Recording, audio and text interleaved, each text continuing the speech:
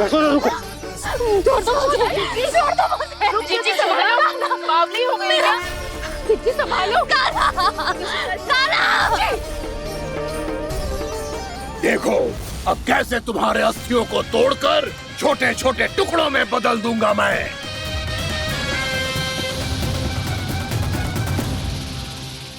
जी आप जाओगी तो आप भी फंस जाओगी। अपने लल्ला के लिए मैं किसी भी संकट का सामना करने के लिए तैयार हूँ। छोड़ो ना यशोदा, हमें कोई और उपाय खोजना पड़ेगा। कोई और उपाय? आप देख ना रही मेरा कान्हा किस दशा में है। कान्हा मैया के वश में नहीं है, नहीं तो ये अपने लल्ला के लिए साक्षात काल का भी सामना कर ले। ये तो केवल कालिया नाग है। हे नागराज, आप मेरे प्राण ले लो पर कान्हा को छोड़ दो। ना नागराज, आप मेरे प्राण ले लो, मैं विरोध भी ना करूंगी। ना नागराज, आप मुझे मार दो पर मेरे कान्हा को छोड़ दो। ना ना ना ना नागराज, मेरे प्राण ले लो, हमारे कान्हा से क्या शत्रुता है आपकी? प्रभु के लिए जो प्रेम यशोदा मैया के हृदय में है, वही इन सभी गोपियों के हृदय में भी है।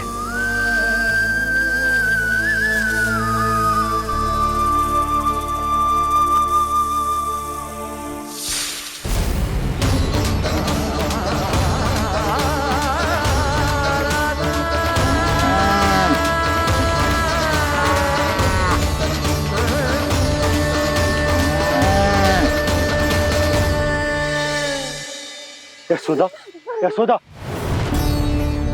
देखो इन गोपियों को, इन गैयाओं को, इन सब के मन में भी तुम्हारी भांति ही ममता भरी हुई है। वो सब भी कान्हा से उतना ही प्रेम और स्नेह करती है, उतनी ही ममता से भरी हुई है जितनी कि तुम। तो तुम ही सोचो, जिसके साथ इतनी ममता और इतना स्नेह, इतना प्रेम, उसका कोई क्या कर सकता है? उस कालिया नाग का वेश इस सब आशीर्वादों के सामने कछु ना है।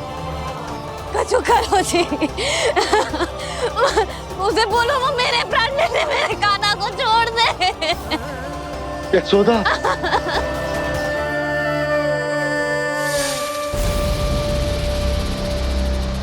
केवल इन्हीं में नहीं देवराज, नाग पत्नियों के हृदय में भी ममता का वही प्रेम उमड़ रहा है। देखिए। मैं आपके हाथ जोड़ती हूँ स्वामी, इस बालक को छोड़ दीजिए। ये अवश्य ही कोई दिव्य आत्मा है स्वामी। हम आपसे विनती करते हैं स्वामी, इस नन्हे बालक को हानि मत पहुंचाइए स्वामी। मेरी पत्नियां मेरे ही शत्रु के लिए विनती कर रही हैं। अब यदि इसके पक्ष में एक शब्द भी कहा तुम सबने, तो मैं इस बालक से पहले तुम सबके प्राण ले लूंगा। हो रहा प्रसन्न नाग कालिया, विजय को निश्चित जान। रोते बिलखते व्याकुल सब, संकट में देख कान्हा के प्राण।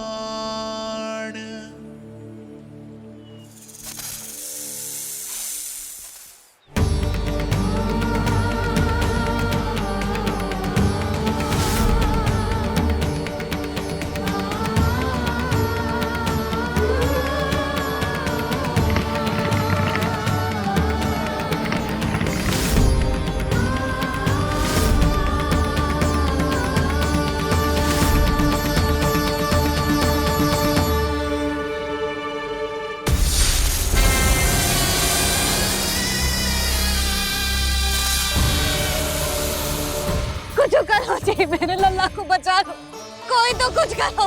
जीजी, संभालो यशोदा।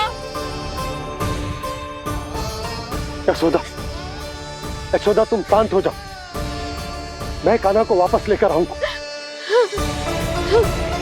मैं रक्षा करूंगा उसकी। नंदराज, कान्हा। नंदराज नहीं। कम से कम आप तो समझो नंदराज, कालिया के पास आप जाओगे तो आप भी फंस जाओगे।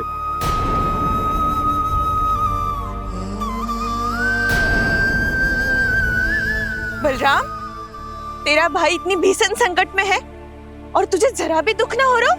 क्या आप सब अब तक नहीं समझ पाए कि कान्हा सच में कौन है? छोटे बाबा, आप तो उसका सत्य जानते हैं ना?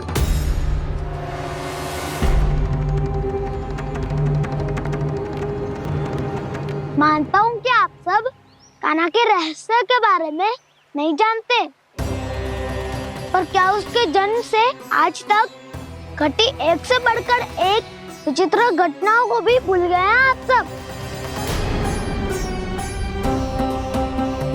भूल गए हैं कि कैसी पूतना जैसी राक्षसी उसका कुछ बिगाड़ नहीं पाई, कैसे तरनावत जैसा भयानक राक्षस उसे एक खरोच भी नहीं दे पाया था।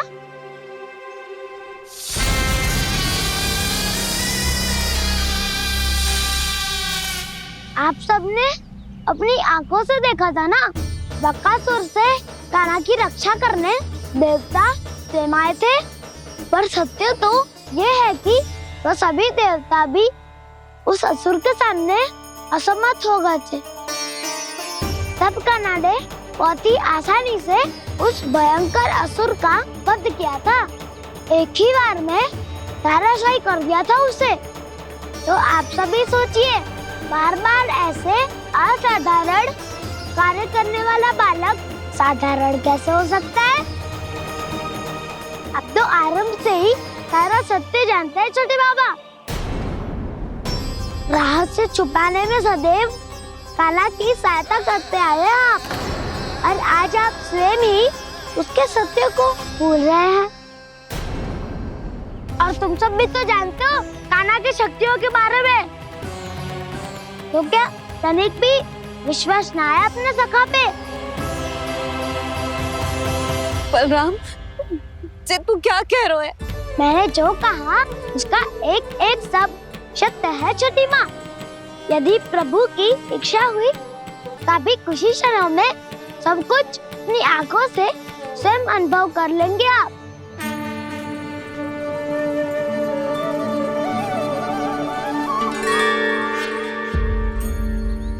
शांताकारं भुजगशयनं पद्मनाभं सुरेशं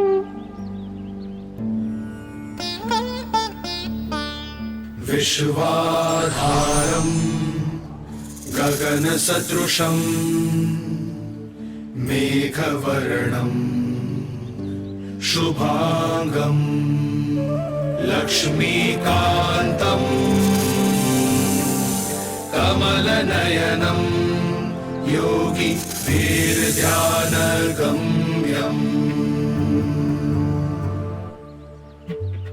वन्दे विष्णुं भवभयहरं सर्वलोकैकनाथम्।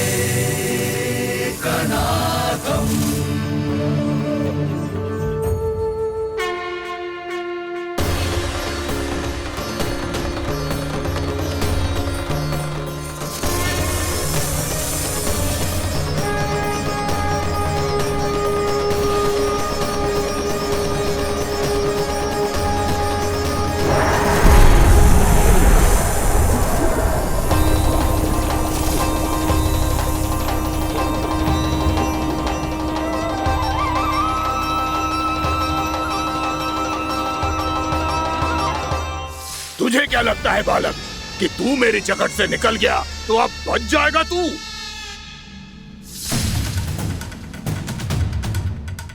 मेरे विष से अपनी प्राण रक्षा करने में सफल रहा, मेरी जकड़ से भी छूट गया, पर मेरे दंश से नहीं बच पाएगा।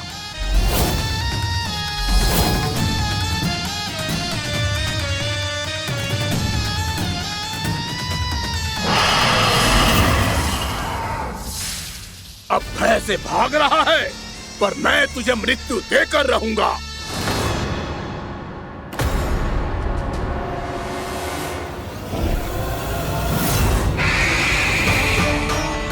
कान्हा!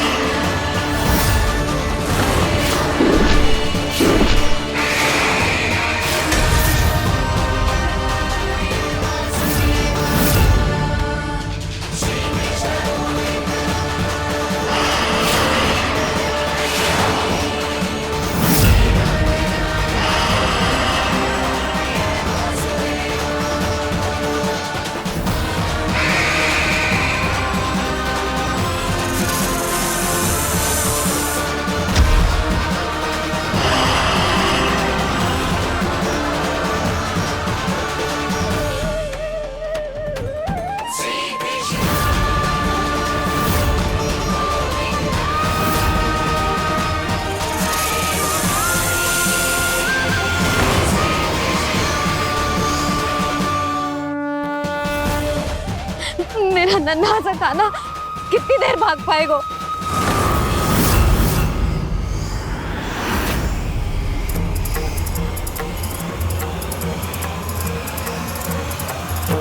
और कितनी प्रतीक्षा करोगे मेरी भक्त कालिया? भक्त नहीं, काल हूँ मैं तेरा। जब अहंकार का मुकुट बुद्धि को ढक लेता है तो भक्त अपने भगवान को भी नहीं पहचान पाता। व्यर्थ की पहेली में मत उलझा बालक। ना मैं भक्त हूँ और ना तू भगवान।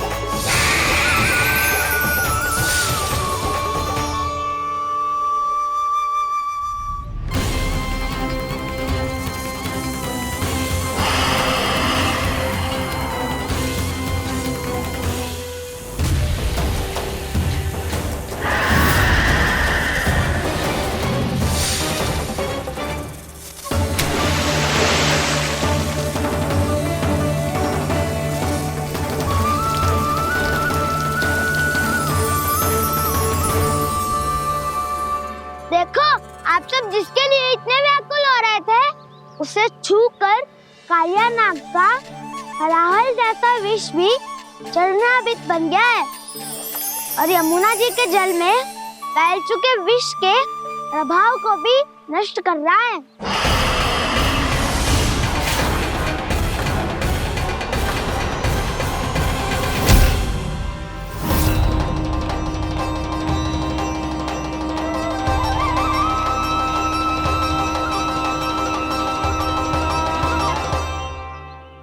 धर्म रक्षक अधर्म विनाशक प्रभु श्री कृष्ण का कौशल सचमुच अद्वितीय है। नारायण नारायण।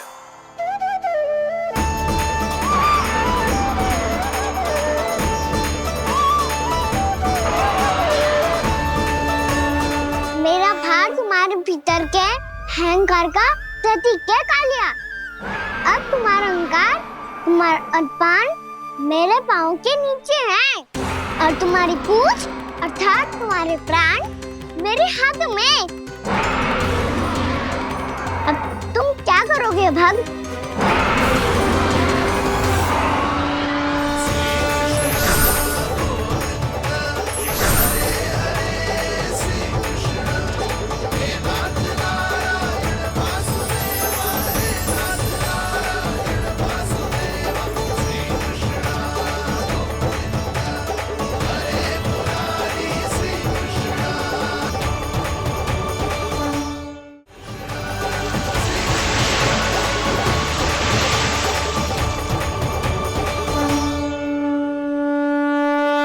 प्रभु, भले ये आपको पहचानने में असमर्थ हो, पर हम सब ने आपको पहचान लिया है। हाँ प्रभु, एक भक्त होने के नाते और एक अर्धांगिनी और माँ होने के नाते मैं आपसे इनके प्राणों की भिक्षा मांगती हूँ। अपनी कृपा दिखाइए और इन्हें क्षमा कर दीजिए। आपके लिए मित्र और शत्रु में कोई अंतर नहीं प्रभु। उसी तरह आपकी कृपा और दंड में भी कोई अंतर नहीं। दोनों दया ही तो हैं, अकारण ही किसी को प्राप्त नहीं होती। हमें विश्वास है कि हमारे पति को मिला ये दंड कोई अभिशाप नहीं है, आपका वरदान है। ये सत्य है प्रभु कि इनसे बहुत से पाप हुए हैं। इनके विष से बहुत सारे जीव जंतु को हानि पहुंची है, पर अब आपके चरण इनके शीश पर पड़ गए हैं। ऐसी कृपा तो बड़े बड़े महान महात्माओं को भी दुर्लभ है, और इन्हें प्राप्त हुआ तो अवश्य ही ये किसी महान पुण्य का ही फल है। हे प्रभु, उन्हीं पुण्य कर्मों की शक्ति का आह्वान कर मैं आपसे विनती करती हूँ, इन्हें प्राणदान दीजिए। मैं अपने इस भक्त को क्षमा अवश्य करूंगी देवियों, यदि ये अपने अहंकार को त्याग कर मुझे पहचान ले तो।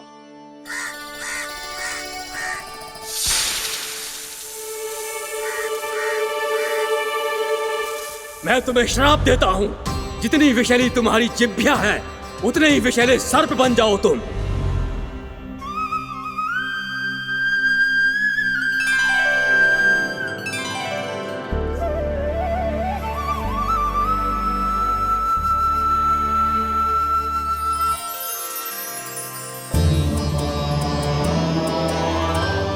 नारायण, मुझे क्षमा कीजिए नारायण। मैं तो आपका परम भक्त था, किंतु मैं आपको पहचान नहीं सका। इसका दंड तो मुझे मिलना ही था, किंतु मैं अब प्रायश्चित करना चाहता हूं। इसके लिए यदि आप मेरे प्राण भी ले लेंगे तो भी मुझे कोई दुख नहीं होगा।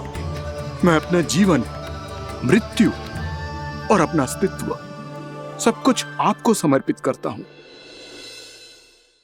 तुम्हें तुम्हारे क्रोध के कारण श्राप मिला, जिसे विशाल सर्प के रूप में तुम्हारा जन्म हुआ, और सर्प का तो स्वभाव है विष फैलाना। इसीलिए तुम्हें दंड नहीं दूंगा मैं, सिर्फ सभी अपराधों का पश्चाताप कर लिया। इसीलिए मैं तुम्हें क्षमा करता हूँ कालिया।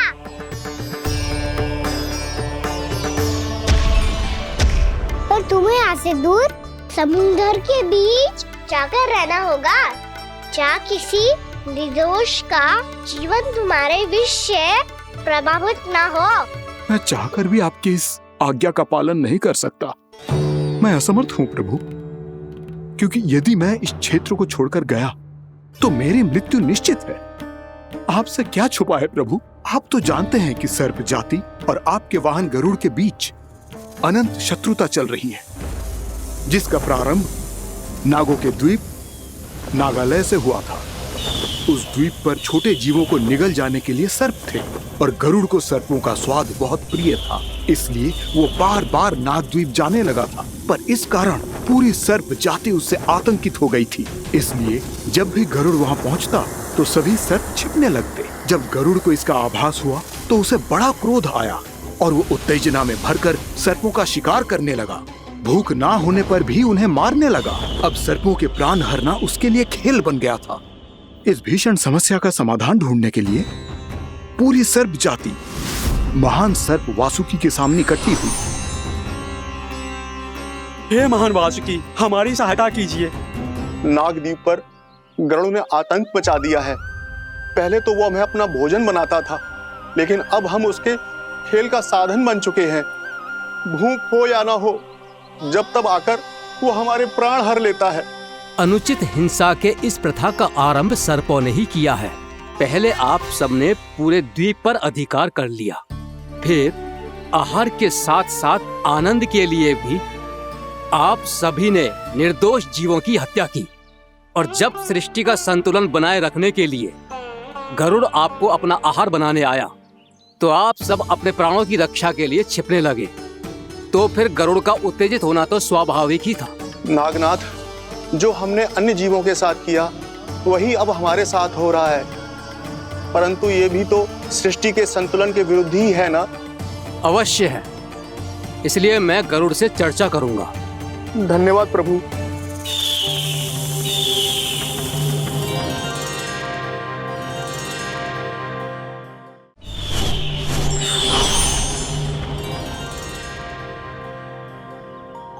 श्री नारायण के वाहन पक्षीराज गरुड़ मैं संपूर्ण सर्प जाति की ओर से आपसे एक निवेदन करने आया हूँ। कहिए, क्या कहना चाहते हैं आप? हे पक्षीराज, यदि आप हम पर ऐसे ही आक्रमण करते रहे तो शीघ्र ही हमारी प्रजाति समाप्त हो जाएगी। इसीलिए हमारी आपसे विनती है, यदि आप उचित समझें तो सर्पों के किसी एक घर से हम आपको एक सर्प प्रतिदिन अर्पित करेंगे। आप उसको आहार बनाइए और अन्य सर्पों को जीवित रहने का अधिकार दीजिए। मुझे स्वीकार है। तब से प्रतिदिन किसी एक घर से एक सर्प गरुड़ के भोजन के लिए भेजा जाने लगा। समय के साथ मेरे घर की भी बारी आई, परंतु मैंने एक बहुत बड़ी भूल कर दी। समय आ गया है स्वामी, आज गरुड़ के आहार के लिए इसे चुना गया है। कौन है यह गरुड़ और क्यों दूं मैं इसे कोई भेंट? स्वामी, सभी सर्प राज्यों और गरुड़ के बीच में यही समझौता हुआ है, हमें इसका सम्मान करना ही होगा। मैंने कोई समझौता नहीं किया, मैंने कोई वचन नहीं दिया और ना ही मैं किसी गरुड़ से भयभीत होता हूँ। यदि इस राज्य में किसी को सर्पों को अपना आहार बनाने का अधिकार है तो वो केवल मुझे है। अब से गरुड़ को दी जाने वाली हर भेंट मुझे दी जाएगी, महाविषधारी महान नागराज कालिया को। यह और कुछ नहीं, मेरा अभिमान था प्रभु, और यह मेरे इस जन्म की सबसे बड़ी भूल थी, क्योंकि फिर जब गरुड़ को इस बारे में पता चला तो। कालिया, अभिमान में आकर तूने अपने काल को ललकारा है। जिस कालिया के नाम में ही काल छिपा है, तू उसे ललकारने का दुस्साहस कर रहा है गरुड़। स्वयं को भगवान विष्णु का वाहन कहता है तो वाहन का ही कर्म कर। स्मरण रख, इस धरती के सर्वश्रेष्ठ योद्धाओं के लिए भी मैं मृत्यु का दूत हूँ। विनाश काले विपरीत बुद्धि। तो जैसे मूर्ख सदा इस युक्ति को सार्थक करते आए हैं, अपने विनाश को आमंत्रण किया है तो अब भोग।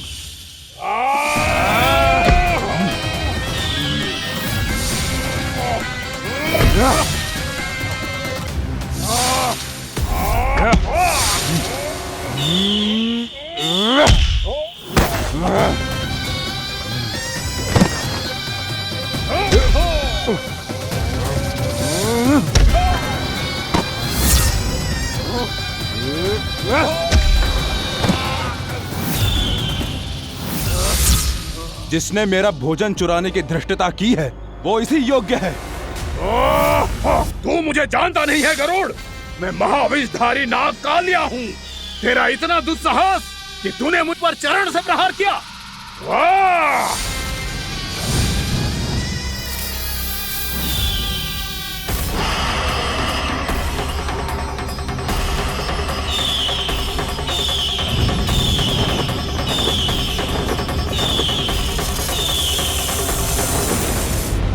मैं अपने अभिमान में भूल गया था कि गरुड़ मुझसे कहीं अधिक शक्तिशाली है। इसलिए अपने प्राणों की रक्षा करने के लिए मैं एक स्थान से दूसरे स्थान भागने लगा। नदियां, पर्वत, यहां तक कि मैंने सागर भी लांघ डाला, पर मैं जहां भी जाता गरुड़ के रूप में मेरा काल वहीं आ जाता। इसीलिए मृत्यु की आशंका से भयभीत होकर मैं अपने बड़े भाई मां कद्रू के प्रथम पुत्र अनंत शेषनाग से राय लेने चला गया। भैया, मैं यहां आपसे आपकी सहायता लेने आया हूं। मेरी एक छोटी सी भूल के कारण यह गरुड़ मेरा पीछा कर रहा है। मुझे हर समय हर स्थान पे ढूंढते रहता है। यदि उसने मुझे ढूंढ लिया तो वो निश्चित ही मेरे प्राण ले लेगा। मुझे कोई ऐसा स्थान बताइए जहां मैं अपनी पत्नी और अपनी संतानों के साथ शांति से रह सकूं। तुम यमुना नदी के किनारे वृंदावन क्षेत्र में जाके वास करो कालिया। गरुड़ वहां प्रवेश नहीं कर सकता क्योंकि उसे ऋषि सोबरी का श्राप मिला हुआ है।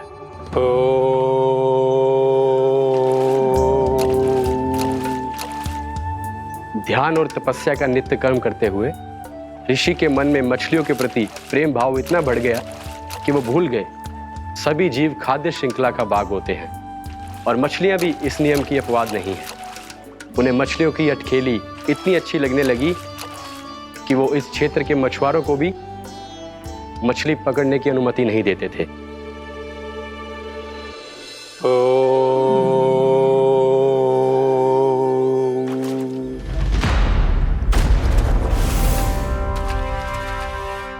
दिन वो उस पक्षी को नहीं रोक पाए, पर तब से सावधान रहने लगे। यहां तक कि अपने साधना से भी अधिक ध्यान वो पक्षियों पर केंद्रित करने लगे। ठहरो! इसी क्षण अपनी चोंच में पकड़ी इस मछली को छोड़ दो। तुम्हें इन मछलियों का आहार नहीं करना चाहिए पक्षीराज। ये तो खाद्य श्रृंखला का नियम है ऋषिवर। यदि मैं इनका आहार नहीं करूंगा तो कोई और पक्षी कर लेगा। मैं अपने आनंद या प्रतिशोध के लिए इनके प्राण नहीं ले रहा। ये तो बस मेरा भोजन है। पर यह मेरा तपस्या स्थल है। तुम यहाँ शिकार करके मेरी साधना में विघ्न नहीं डाल सकते पक्षीराज। यदि आपकी यही इच्छा है तो मैं आज के बाद यहाँ नहीं आऊंगा।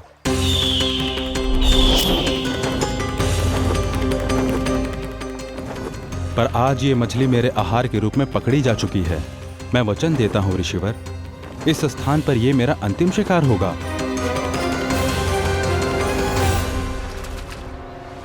आज के बाद यदि तुमने वृंदावन की निकट उड़ान भी भरी तो तुम सैकड़ों टुकड़ों में फटकर मारे जाओगे पक्षीराज। ये मेरा श्राप है।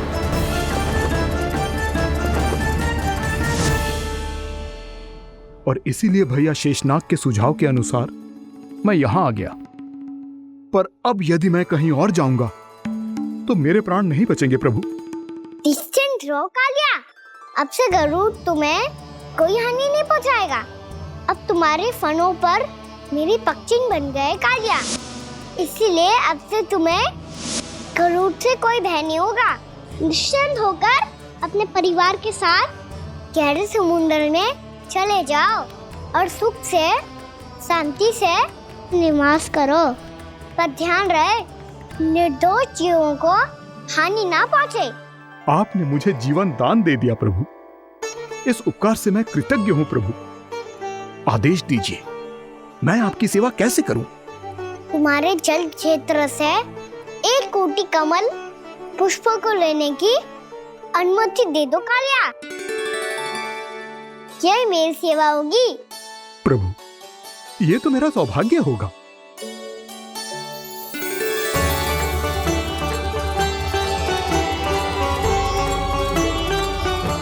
एक कोटि के स्थान पर हम 3 कोटि कमल पुष्प ले आए प्रभु। मैं तुम्हारी सेवा भाव से प्रसन्न हुआ कालिया। रमनाक द्वीप पर चले जाओ ताकि तुम्हारे कारण फिर कभी किसी निर्दोष जीव को हानि ना पहुंचे और न ही तुम्हारा विष मेरे प्रिय यमुना नदी के जल को दूषित कर पाए। मैं तुम्हें आशीर्वाद देता हूँ। आज यहाँ मेरे द्वारा तुम्हें दिए गए इस आदेश का स्मरण जो भी भक्त करेगा और प्रातः काल और संध्या काल में इसका उच्चारण करेगा, उसे फिर कभी किसी संकट से कोई भय नहीं होगा। ये स्थान अब से काला कुंड के नाम से जाना जाएगा। यहाँ पर स्नान करने वाला और देवताओं को इस क्षेत्र से जल का अर्घ्य देकर प्रसन्न करने वाला भक्त यदि मेरा स्मरण करके पास रखेगा तो वो अपने सभी पापों से शीघ्र ही मुक्त हो जाएगा।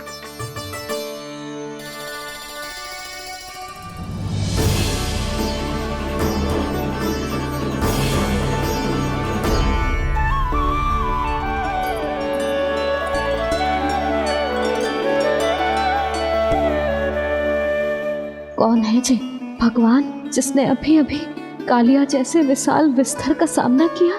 क्या एक साधारण बालक जो शीत की अधिकता से ठिठुर रहा है? क्या करूं? मैं लल्ला को ममता के आंचल में छुपा लूं या भक्त बनकर प्रभु की लीला देखती रहूं? क्या करूं मैं? कितना ठंडा था जल, बहुत सर्दी लग रही है। सर्दी से तड़पते हुए कैसे देखूं इसे? अभी जाके अपने पल्लू से सुखाती हूँ। हृदय से लगा के स्नेह की आंच दूंगी तो सर्दी पल भर में छूमंतर हो जाएगी।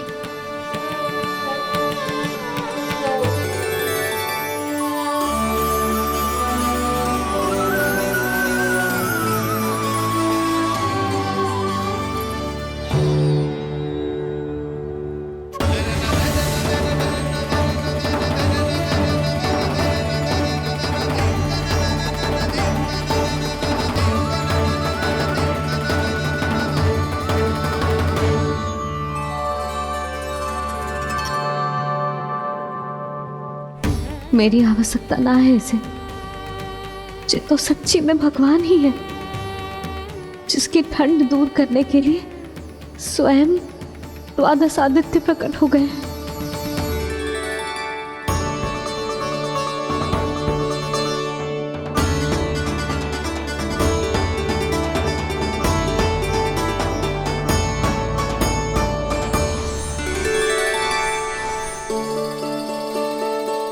ये क्या किया आपने?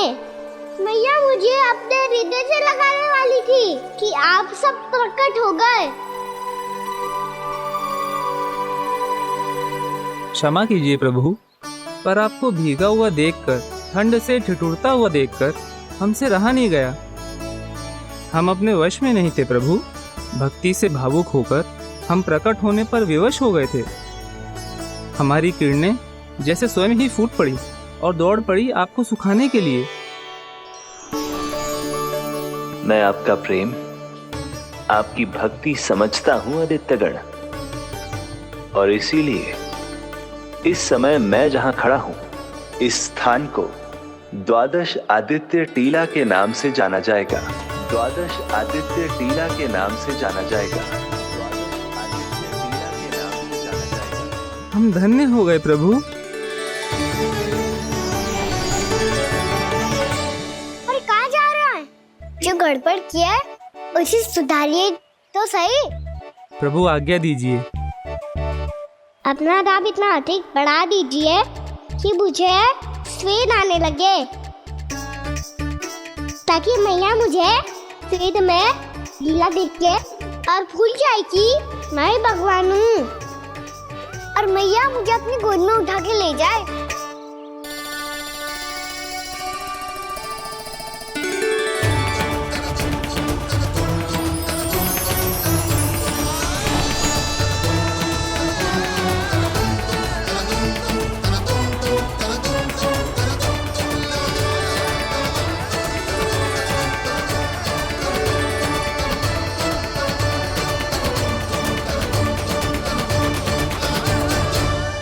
गर्मी क्यों लग रही है यहाँ?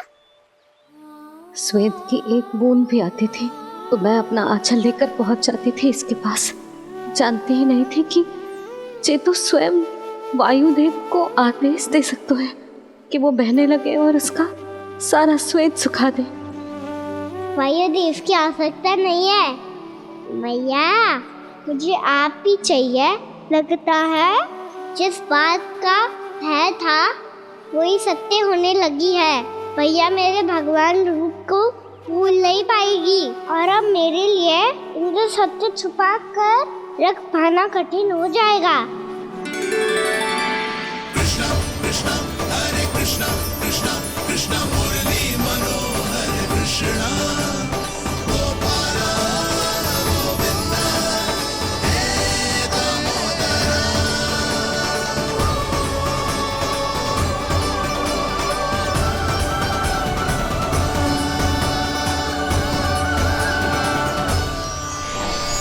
प्रभु, आपके श्वेत से बने इस प्रसंगदान सरोवर का प्रणाम स्वीकार कीजिए।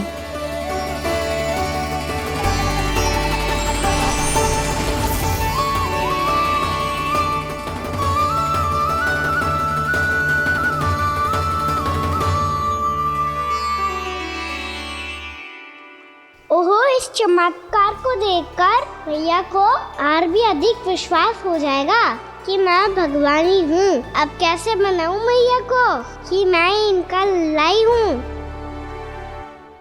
बाबा है ना, अब तो यही सहायता करेंगे।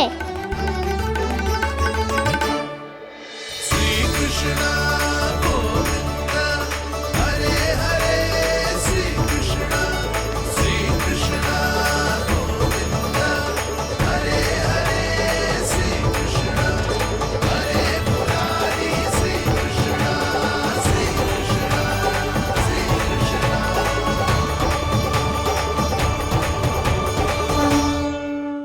बाबा एक कोटि ना, मैंने तो 3 कोटि कमल पुष्पों का प्रबंध कर दिया है और चिंता करने की आवश्यकता ना है।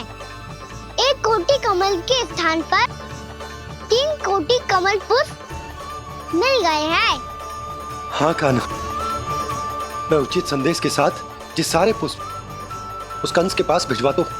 महाप्रक्रमी कान्हा की जय।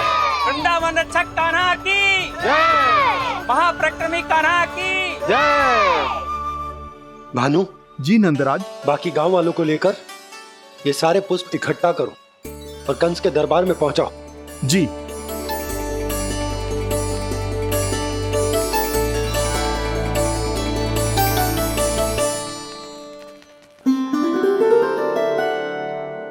मैया, कौन हो तुम? मुझे पता था मैया, जब आपको सत्य पता चलेगा तो आप मुझे मैया की तरह स्नेह ना कर पाओगी, इसीलिए आज तक सत्य छुपाता आया हूँ, ताकि आपकी ममता, आपका प्रेम अनुभव करने का अवसर मिलता है मुझे। और फिर आज को बताया था ना, जो रहस्य तुमने बरसों तक छिपाया था, उसका भेद खुलने में तुम्हारा ही योगदान है। मुझे कालिया के शीश पर अपने पद चिन्ह रखकर उसे मुक्त कराना था दाऊ, वचन दिया था मैंने उसे। इसके अतिरिक्त निर्दोष पशु पक्षियों के जीवन को कालिया के विष से ही बचाना था मुझे। इसमें कंस को तो सम्मिलित करना ही था, ताकि जब मैं कालिया का सामना कर रहा हूँ तो वो किसी और असुर को समस्या बनाकर वृंदावन ना भेज दे। पर इस सबसे बड़ा एक कारण और था दाऊ, मैं चाहता था कि मैया को सत्य पता चल जाए। पर क्यों कहा ना? क्योंकि मुझे लगने लगा था कि मैया से ये रहस्य छुपाकर इनके साथ धोखा कर रहा हूँ। अपराध बोध से दबा जा रहा था मैं।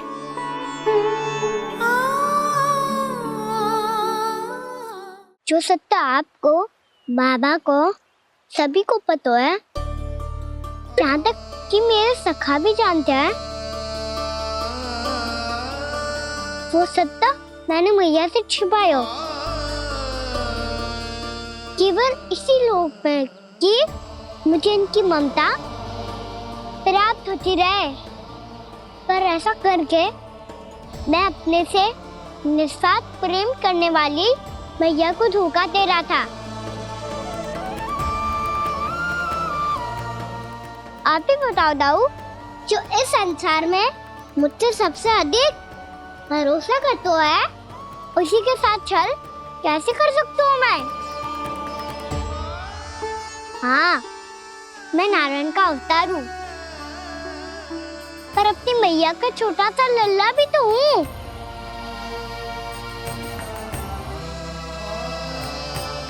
इसीलिए तो यमुना जी में छलांग लगाने का एक कारण इस गेंद को लेने जाना भी था। स्नेह से बनाई थी मैया ने गेंद, इसे अपने से दूर कैसे होने देता मैं? आपको आभास भी ना है मैया कि आप मेरे लिए कितने महत्वपूर्ण हो। ये सत्य है कि सभी देवता, प्रकृति, भक्त, ये सब है मेरा ध्यान रखने के लिए, मेरी सेवा करने के लिए। पर क्या इनमें से कोई भी मेरी मैया का स्थान ले सकता है? और आप भी तो यही चाहती थी कि मैं आपका लल्ला बन के आऊं, आज जैसे आपने मुझे अपनी गोद में लिटा रखा है, क्या कुछ ऐसा नहीं हो सकता कि शीघ्र ही मुझे आपको अपनी गोद में खिलाने का अवसर मिल जाए? मैया, नारायण का अवतार होना क्या इतनी बड़ी समस्या है कि आप हृदय से भी राह लगा सकते? मैया,